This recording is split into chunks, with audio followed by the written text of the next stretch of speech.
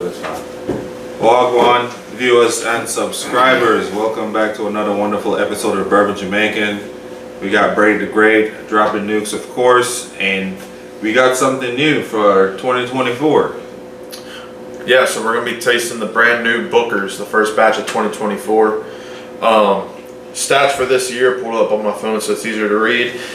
It's called the Springfield batch. It is 124.5 proof, and it is the oldest Bookers they have made, but excluding the limited releases like the anniversaries. It is the oldest normal batch. It is 7 years, 7 months, and 8 days. They called it Springfield batch because that's where Booker grew up, was Springfield, Kentucky. I thought it was Springfield like The Simpsons. The Simpsons predicted this bottle coming out. So we're gonna try it and give you all just a review on this single bottle. We thought about comparing it, but it was a surprise for me, and so I left my comparisons at home. Yes, I did not tell Chris about this, who is the Booker's phenom. So I got Chris special that he's been getting. I get that bubblegum smell right off the bat. Do you? Yeah. I haven't gave it a old noser yet. I can tell you that it smells like 124.5 proof. Woo! I get a red hot. Yeah. Maybe some big red gum. Yeah, Come on. They making your jaw hurt trying to chew them bad boys. So I did watch a couple of reviews going into tonight about it after it released. So, several of the big names, they did their tasting and reviewed it or whatever. And SLB, they actually suggested Booker's doing 2 releases, and I think me and you had talked about it at work or whatever. Yep.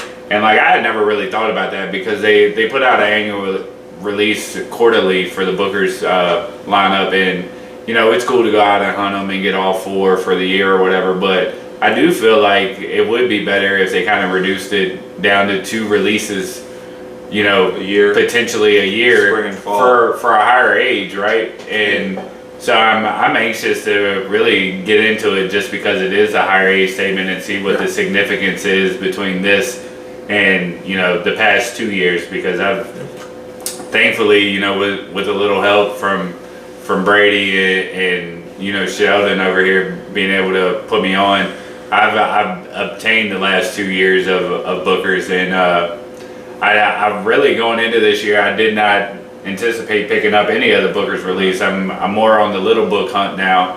So and I apologize because we made a hell of a video with the 22 and the 23, and somehow we lost our master editor messed up.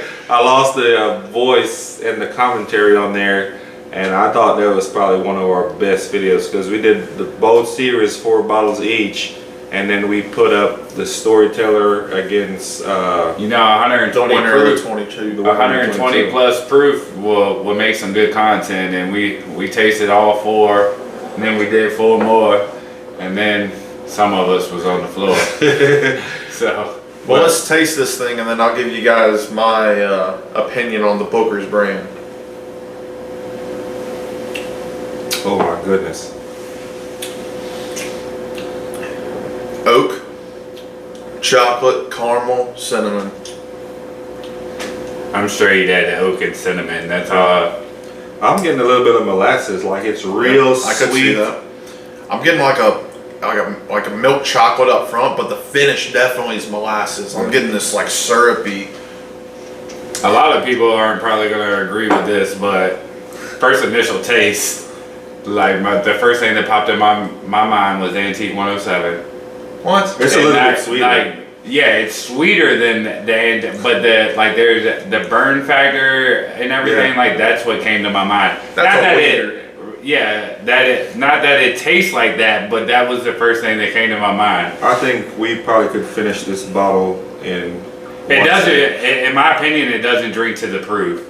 It does not drink. What'd you say? 127. 124.5. Okay. I did have a sip of it already. I've already had half an ounce out of it.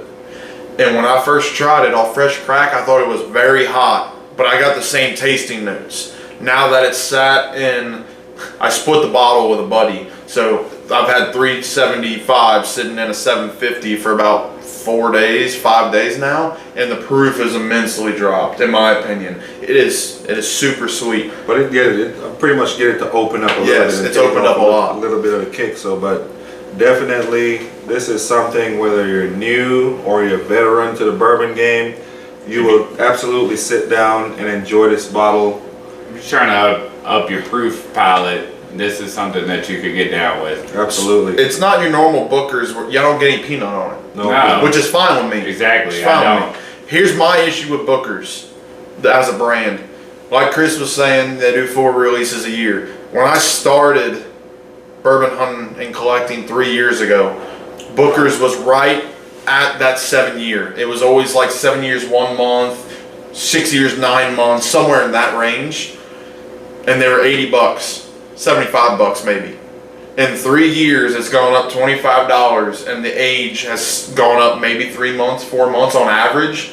So seeing this one as the oldest one gives me hope that hopefully they're gonna stick. They're gonna hit maybe 8 years.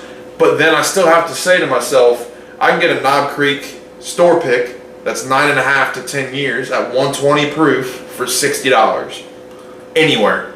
Yeah, but you can't beat Booker's, man. Booker's have been like a staple. All right, then I know what we're buying next week, because I guarantee you half the Knob Creek picks I have will beat this. We'll see. That's my issue with Booker's, is that's what Chris and I were talking about. If they went from 4 to 3 or 2 releases in a year, and they made them 10 years or older, I think they would sell more. Well, let's put it up against the Storyteller, and what was the other winner? It Oh, was a Pinky's batch. no, I think It was a Lumberyard. Lumberyard. So we'll put it up against Lumberyard. You ain't putting it up against the Lumberyard. We might can find a Nah, Lumberyard somewhere. So look, the 2022 release, we can find them, but it's like Brady says, they continuously increase in price, and like we can go to Good Spirits right now over on Dixie in northern Kentucky, Dixie Highway, and you can get the Lumberyard for $140. That bottle it's my favorite Booker's from the last 2 years, and that bottle is not worth $140.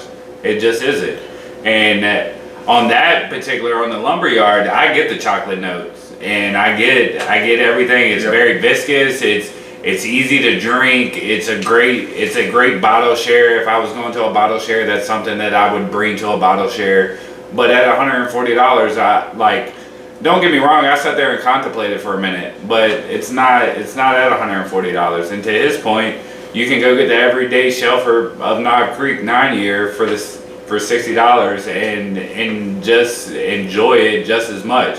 But you don't get the presentation of Booker's, right? You don't get the box. You don't get the box. You don't get the backstory of, what the card entails, and So Booker's does put on for the presentation, and if this was MSRP at $80, it would be something that would be on my shelf every single release, no matter what. And Absolutely. I spent last year alone on the Booker lineup. I spent almost $1,000 obtaining 2 years worth of Bookers to put on my shelf, and I thoroughly enjoyed the Booker series. I really did. But when you look up and you say, "Damn, there's $1,000 I spent last year," it's like.